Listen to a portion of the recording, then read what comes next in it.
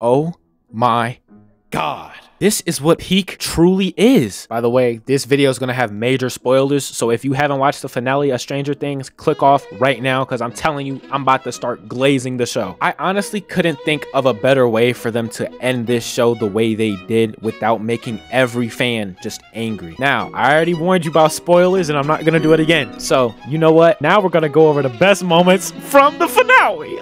Bro, I just want to shout out Nancy, dog. I'm telling... Bro, she been on BT since season 2, bruh. Can you use this? I can.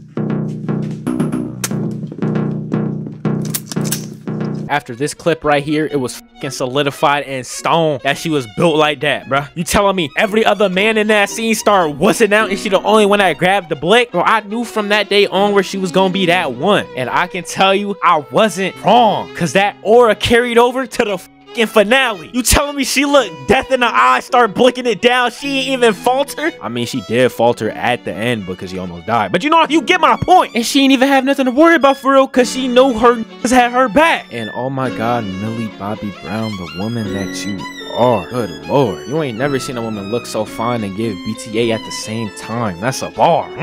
Okay, and no, we're not gonna brush past that. Do y'all see how much aura she's farming, my nigga? She came in that like Superman. And the aura farming doesn't stop there. Millie Bobby Brown, aka L, looked that teen group looking mother in the eye and got to action. And all that training in the first episode must have paid off because I ain't never seen L move like this. She used the smoke as a smoke screen. Did some other stuff that I don't know, but at the end it worked because he made him go whoosh. We have never seen Vecna get this much airtime throughout the entire show, by the way. I'm just saying. And let's also talk about how clutch Will is. Oh my God. But he got powers and turned into the main character again. We haven't seen him get this much screen time since season 1. Not gonna lie, if being gay gives you superpowers, sign me up. I'll take hella dick.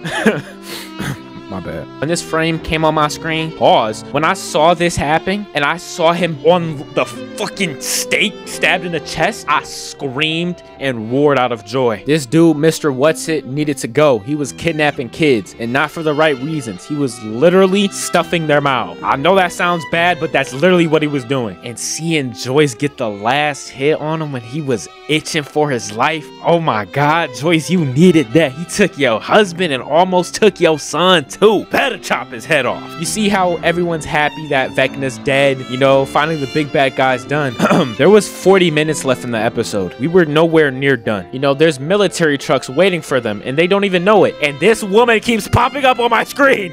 I hate her so much. She's so annoying. This is the face you make when you know your Biff finna leave you and she not coming back. And that is the literal context of this image. No, I have to sacrifice myself. I have to save everybody. L, you didn't have to do that, gang. You didn't. Like all the memories you had with this man, you gonna say, man, I gotta go? I'm telling you, bro, if I had powers, I'm fighting to the end of the earth for my hoe. Ooh, that's a bar. I didn't mean to call her a hoe, by the way. But to be real, I was genuinely sad when Elle died. It was like, damn, it's really the end of the show, you know? It'd be crazy if she's actually alive, right?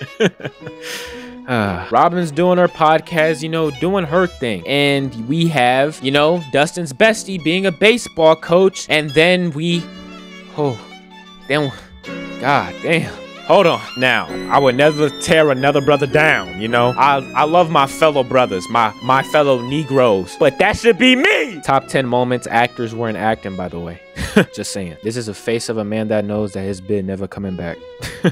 I think they might have written Dustin as being gay too, because there's no way he fumbled this. It was an easy lob. This is the first time I've seen him get played throughout the entire show, and he says the corniest shit ever. Are we serious? You know, even the older characters got a little reunion too. You know, everybody looks nice except for this nigga Steve, who put him in that outfit. By the God. Overall though, this scene was pretty wholesome. I like seeing everybody recollect and reminisce and agree to meet up once a month just to stay in contact even though Vecna's done. You know what I'm saying? So that was pretty nice. And Hopper finally decided to put a ring on it. They're gonna have lots of babies. I don't even think she can have babies anymore. Never mind. And the boys also decided to run D&D for another time and oh my God. Man, I'm sorry, but God really took his time. Oh my God.